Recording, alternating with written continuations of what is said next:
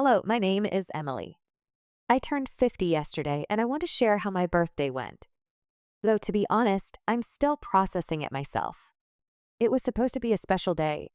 Half a century of life. Half a century of life. In my family, the 50th birthday has always been a big milestone, almost like stepping into a new era.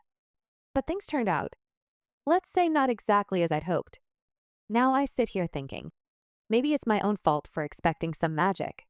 Or maybe, after 17 years of marriage, one shouldn't expect magic at all. Let me start from the beginning. I had been worried for months about turning 50. The number itself felt daunting. Growing up, the 50-year milestone always seemed serious, like once you cross it, life just becomes heavier. My parents, grandparents, they all passed away in their 50s or early 60s. So, I had a lot of emotional baggage tied to this age. Was I afraid? Honestly, yes.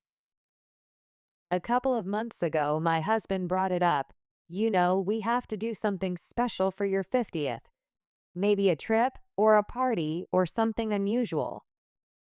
I got excited. Wow, maybe we'll finally travel somewhere. Or at least throw a celebration with friends.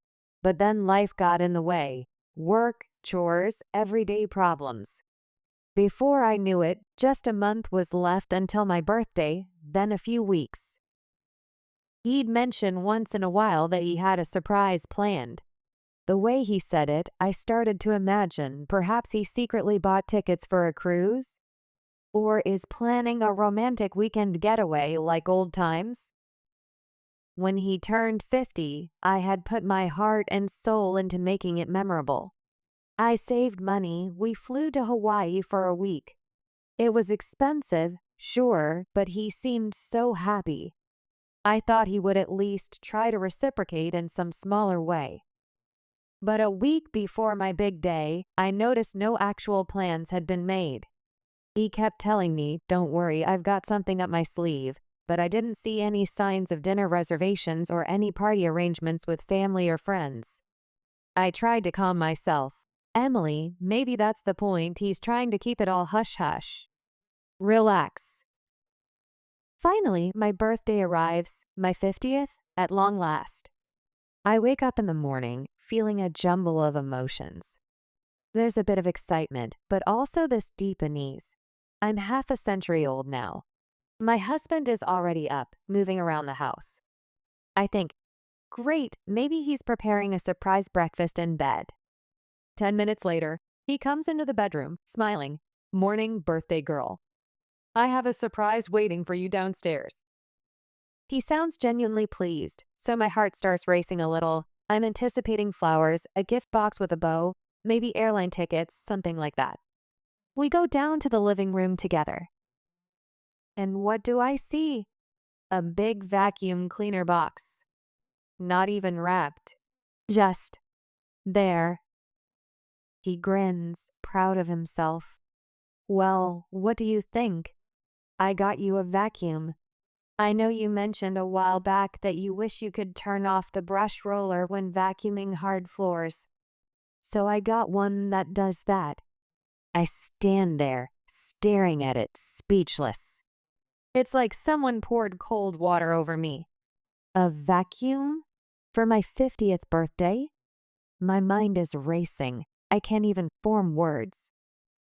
Finally, I manage a thanks, trying to muster some enthusiasm. But there's a hollow feeling in my gut. No flowers. No birthday card. No mention of a cake or a dinner reservation. Just this vacuum. He clearly believes he's done something nice. But all I can think is this it? Really? After that gift, there was no birthday breakfast. No talk of, "Hey, let's go out and celebrate." He sat down at the table, ate some eggs and toast, and started checking his phone. I brewed myself some coffee and stared out the window. Eventually, he mumbled something like, "We could go somewhere if you want." but I figured you'd tell me where you'd like to go. I just nodded, but inside I felt utterly deflated. So that's the plan? Put it all on me to come up with something last minute? My mind flashed back to his 50th. I worked so hard, saved money, planned everything. And for me, he didn't even bother to reserve a dinner somewhere. A part of me wanted to brush it off and try to have a good day anyway. I texted a couple of my girlfriends, asking if they'd like to get together for some wine that evening. One had a sick child. The other was traveling for work. So that was that. Around midday, I decided to speak openly with my husband. I was still hoping maybe he'd step up and suggest we go out to a restaurant or, I don't know, drive to a nearby town for a day trip. But he was in front of his computer, seemingly watching sports videos. I started gently. Honey, are we really not doing anything today? I mean, it's my 50th. Maybe we could at least go out for dinner, or a walk, or something. Special? He glanced up. I thought you'd tell me where you wanted to go. I didn't want to hassle you with planning. And I gave you that new vacuum to make cleaning easier.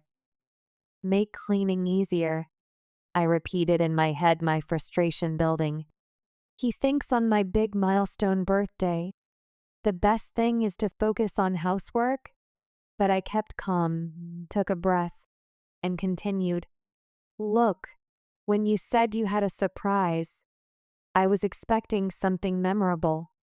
You remember when you turned 50, right? We flew to Hawaii. He cut me off. Hawaii was expensive, and I'm not really into traveling anyway. Different time, different situation. I felt like he'd just slapped me in the face. I had done all that for him, and now he calls it unnecessary fuss. I tried to convey how emotionally raw I felt that day, that it was crucial for me to feel celebrated, especially turning 50 with all the baggage it carried. But from his expression, he honestly didn't grasp why a vacuum could cause me so much pain. He seemed to think, a practical gift is good. What's your problem? That afternoon, I took a walk by myself. I went to the local park, found a bench, and let my mind wander back to earlier days. When we first met, we used to surprise each other all the time, little notes, cooking each other's favorite meals, random gifts that showed we were thinking of one another. Then we got married, bought a house, and the daily grind took over. Surprises gradually disappeared. But I had hoped this 50th birthday would be a day for him to show he remembers how to make me feel special. Sitting there, I started spiraling. Does this mean he doesn't care? If he doesn't care, does he still love me? I knew I might be overreacting, but it felt like a deeper issue. This vacuum wasn't just a vacuum. It was a symbol of all the lost romance and thoughtfulness.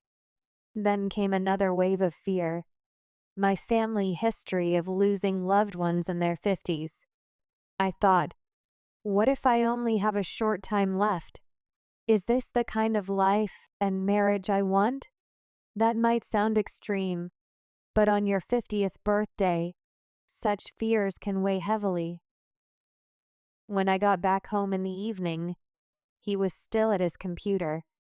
I asked him plainly, "Are we doing anything tonight?" He shrugged. "We could order pizza if you want."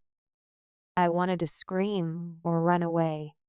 Instead, I sat on the couch and told him, calmly but firmly, how hurt I was, how it felt like he made no effort at all to make this day special for me. He seemed a bit uncomfortable. Maybe he realized how bad it looked. He muttered that he's never been good at planning parties, that he doesn't like big celebrations. He also said, I figured you'd tell me what you wanted to do, as if that justified giving me a vacuum. Trying not to cry, I asked him the real question on my mind. Do you really not care about what I wanted? Or did you just not stop to think about how a vacuum might upset me on my 50th? He sighed. No, it's not that I don't care. I just really didn't think a vacuum would be a bad idea. You've complained about the old one's brush roller. I thought it was a practical gift. And about the trip. Sorry if I gave you false hopes. I just hate planning stuff. I was drained by then, but I also realized that maybe I hadn't explicitly told him how important it was for me to feel pampered on this big day. Still, he could have asked, or done something small at least. Even a surprise dinner at a local restaurant. Anything to show some forethought. We ended up just sitting there in silence for a couple of hours. Finally, I texted my cousin who lives in a different state. She couldn't come to see me, but she invited me to spend a few days at her place, just to get away. I decided that might be what I need. So I packed a small bag, told my husband I'd be leaving for a few days to clear my head. He didn't argue. He said he understood if I needed space. He even promised that while I was gone, he'd try to think of something. I'm not sure if that's genuine or just words. As for me, I can't say what's next, but I hope that after this experience, he'll realize how important it was to make me feel appreciated on my 50th. Yes, in a long-term marriage, communication is crucial. I get that. But I can't help feeling that a vacuum cleaner for a milestone birthday is something I won't easily forget. Maybe some people don't mind practical gifts, but to me, a gift is a symbol of love and attention. And in that respect, I felt so let down. I know some might say, calm down. It's just a vacuum. Life goes on. But for me, it's more than that. It's a sign we've lost some spark in our relationship, that we no longer go out of our way to surprise each other. And that realization scares me more than anything else. So that's how my birthday ended. No cake, no fanfare, just a new vacuum in the living room. I'm 50, and I'm wondering what the future holds. I want to believe things will change for the better, that my husband will see how hurtful this was, and that we'll find a way to reset our relationship. Maybe I overreacted, but it truly wounded me to receive a household appliance on such a meaningful occasion. A gift is never just about the item, it's the message behind it. And the message here made me feel unimportant, like my milestone didn't matter. I'm trying not to beat myself up for feeling disappointed. In my heart, I wanted a day filled with warmth, recognition, and a feeling that life at 50 still has surprises in store. Maybe with time, I can let go of this hurt. We'll see.